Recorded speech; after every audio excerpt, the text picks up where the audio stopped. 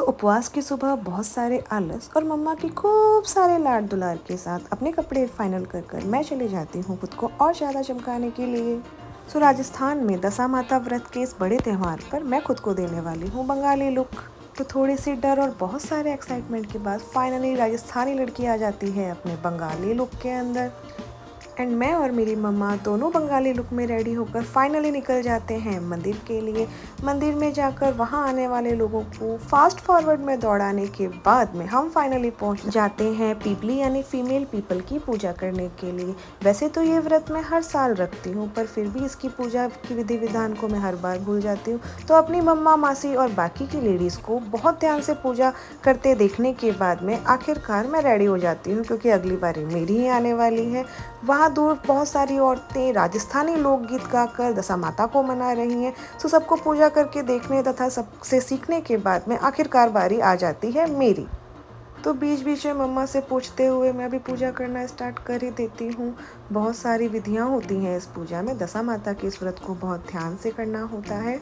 तो पीपली माता को 10 कुमकुम 10 मेहंदी और 10 काजल की बिंदियाँ लगाने के बाद में आसपास ताका झांकी कर और मम्मा से बहुत सारी चीज़ें पूछते पूछते अपने सर के पल्लू को बार बार मैं सही करती हूँ जो कि बार बार गिरने लगता है।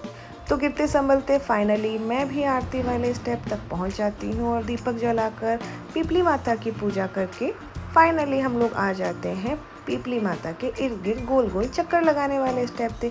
तो पीपली माता के पैर 10 बार बहुत ज़ोर से दबाकर उनसे बहुत सारा आशीर्वाद लेकर आखिरकार मैं मम्मा और मेरी बड़ी मासी गोल गोल गोल गोल चक्कर लगाने वाले हैं।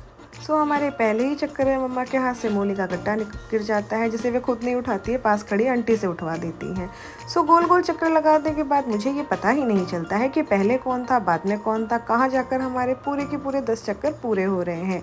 बट फिर भी गिरते पड़ते आपस में टकराते हम सब ने ये 10 चक्कर पूरे कर लिए। इन 10 चक्कर को पूरा करने के बाद हम पीपली माता से बहुत बहुत सारी प्रार्थना करते हैं और उनसे कहते हैं कि हमारी सारी बुरी दशाओं को वो हमसे दूर रखे। इस व्रत के बाद हमारी सारी अच्छी दशाएं हमें दे दे।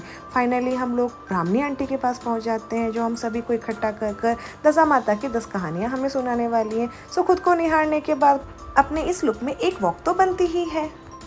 तो मेरे बाद मेरी माँ कहाँ पीछे रहने वाली हैं। अपने एक एक वॉक देने के बाद घर जाके मैंने और मम्मा ने किए कुछ अपने फ़ोटो शूट।